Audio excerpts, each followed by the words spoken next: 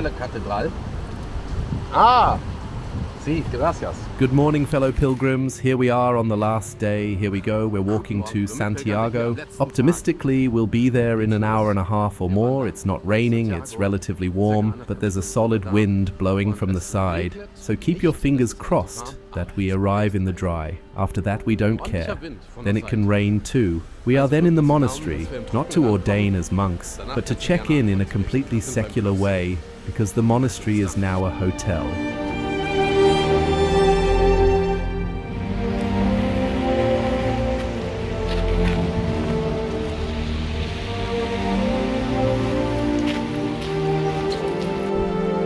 There are walking sticks.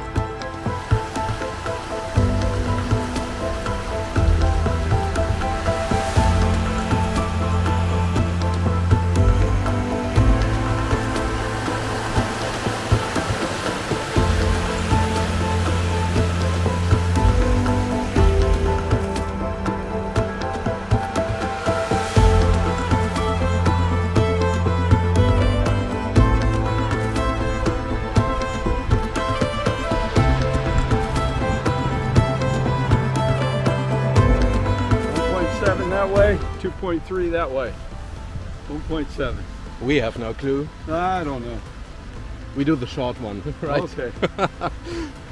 In the rain.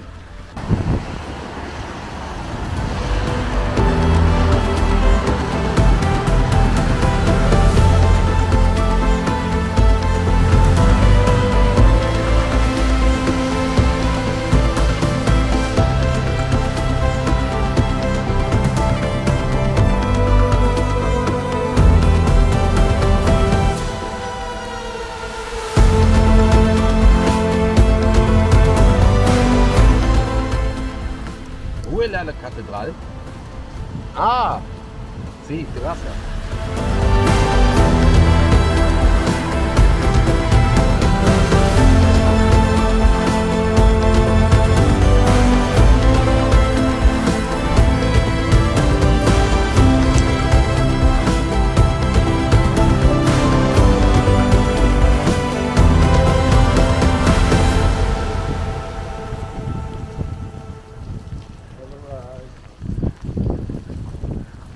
The boys are back in town.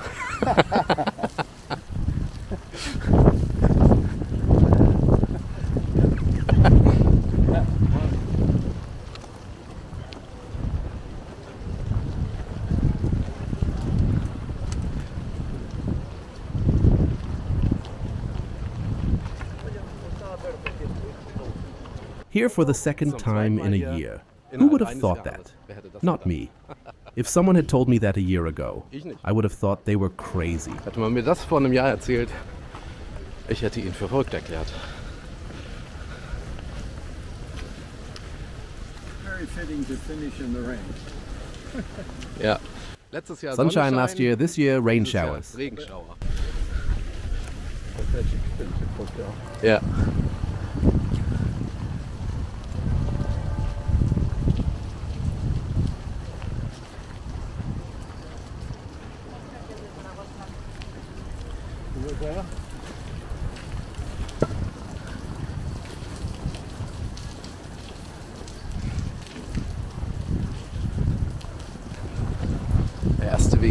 The first way is, of course, to the pilgrim's office, pick up the Compostela, and then to the monastery. Check in, enjoy a warm shower, and then enjoy the day and spend the day somehow. We'll find something to do, so it won't be boring.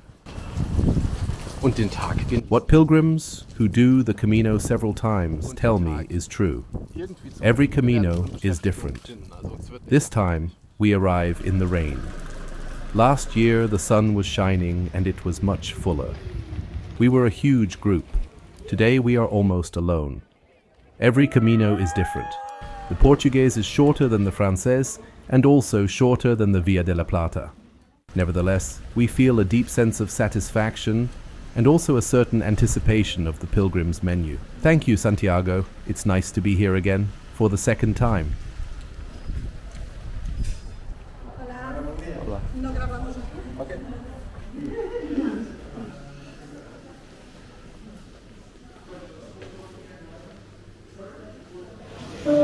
It just doesn't get boring. Mike is here and we're almost finished. Mike ist da und wir sind fast fertig.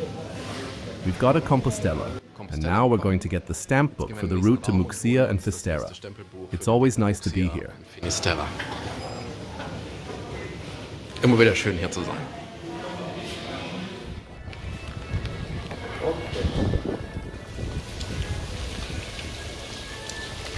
Ja.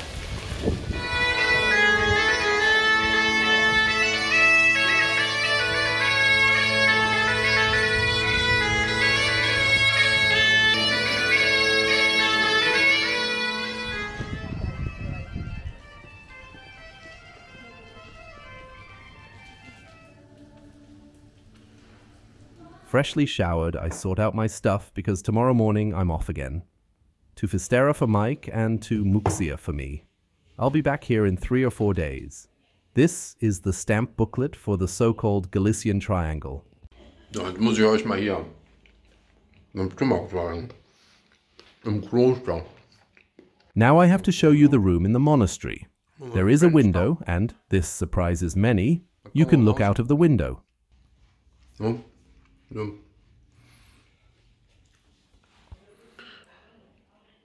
Und wir haben 2 Bettzimmer. The room also has 2 beds, a shower, toilet, wash basin, and all for 33 euros per person. And we are right next to the cathedral. We've already said that no matter when we're here again, we're only going here now. A little guessing game in between. Who do you think sleeps where?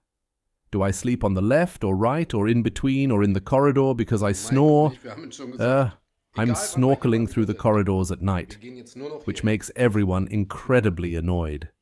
Put it in the comments. But now let's go and eat something.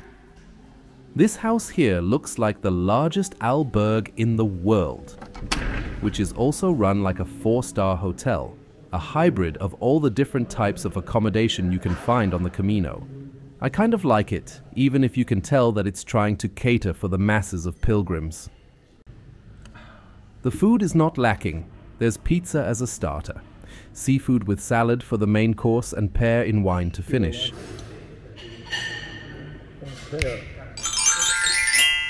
And after a delicious café con leche, Mike and I have somehow arrived for Santiago.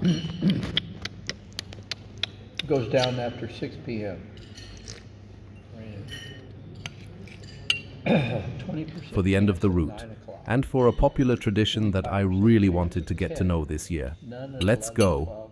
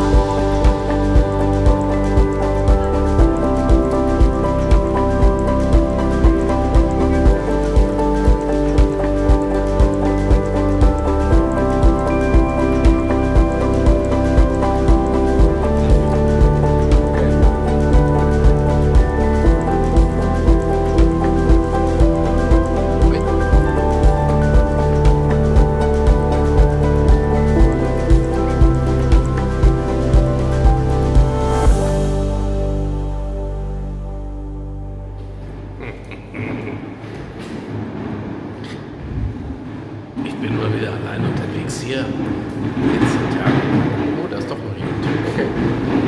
Da bringt euch jemand den Müll raus. Good evening, fellow pilgrims. Once again, I'm traveling alone here at midnight.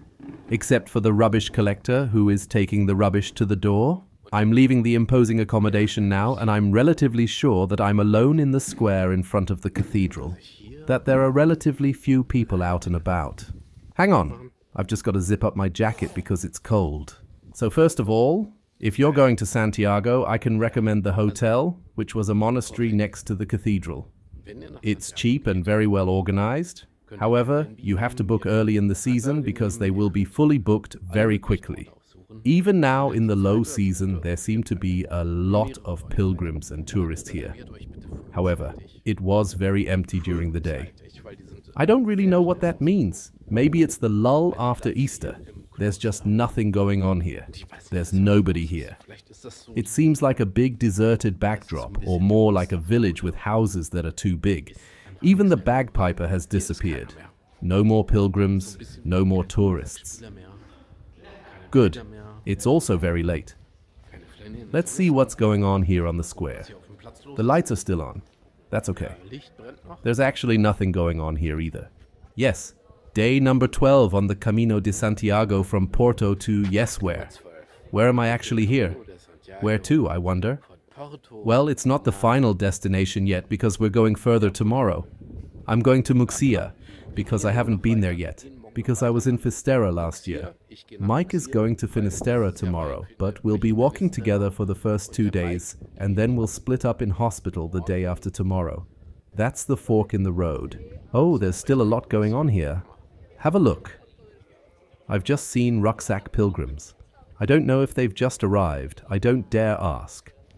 I'm always happy to be here. It's only my second time here, but I think there will be a few more. I don't know why, but somehow I'm always drawn back here. We set off this morning from the suburb of Milladoiro. We actually wanted to go to a cafe next door to enjoy our breakfast, and it was supposedly open at 7:30 a.m., according to Google Maps, but that wasn't the case. It was still closed, so we went back to the albergue and chatted to the other pilgrims. There were some from Germany and just as many from France, a few from England, a couple from America, and also a few Spaniards. There were quite a few people there, and then suddenly 2 strange blokes turned up. They were a bit dense, drunk. They just wanted to sleep and shouted at us, "Don't you have a place for us to sleep?"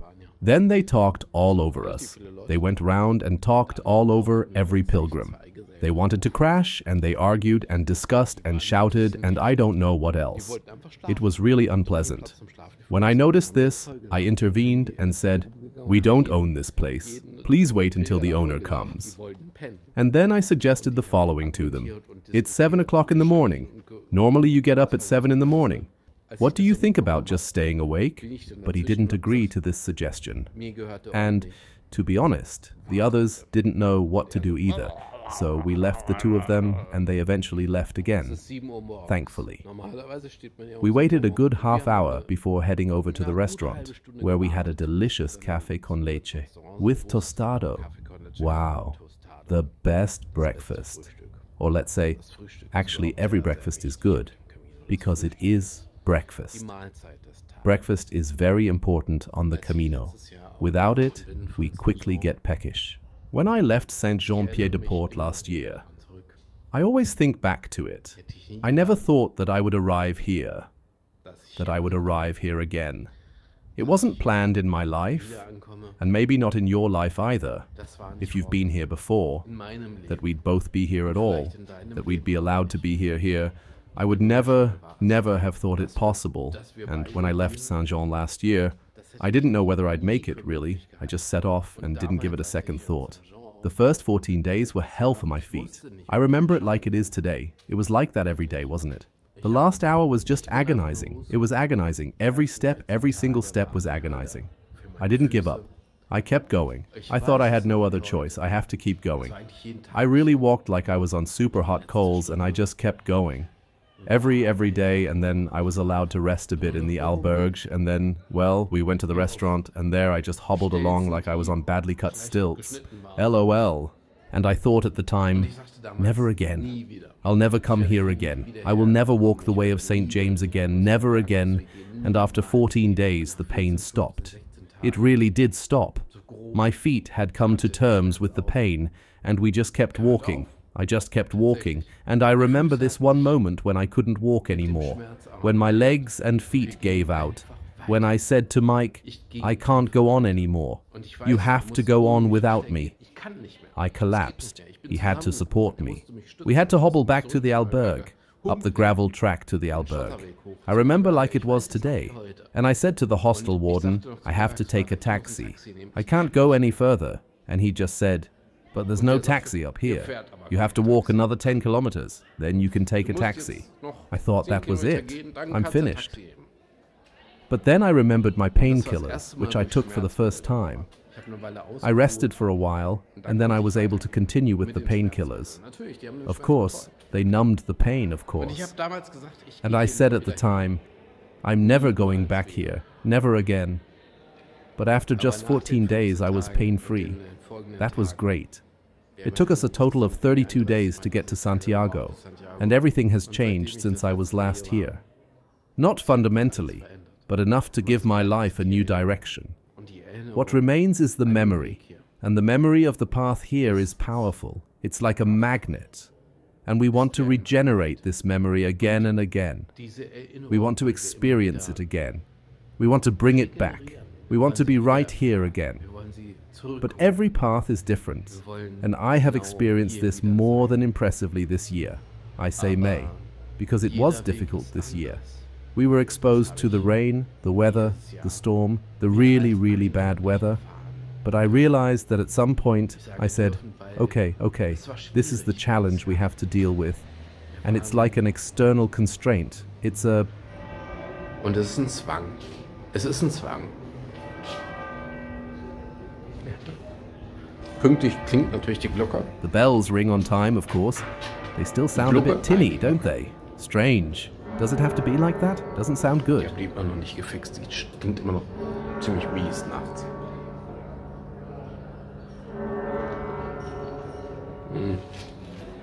No good.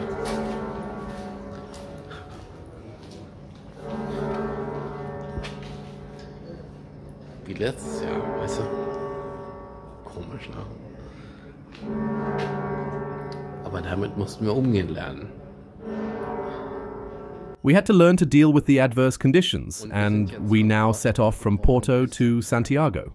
We wanted to take the coastal route. We then found out, at some point, okay, there's not only the coastal route, but also the littoral route. Littoral means directly along the water. Coastal road doesn't mean directly along the coast, but also slightly inland. And then there's a third route called central.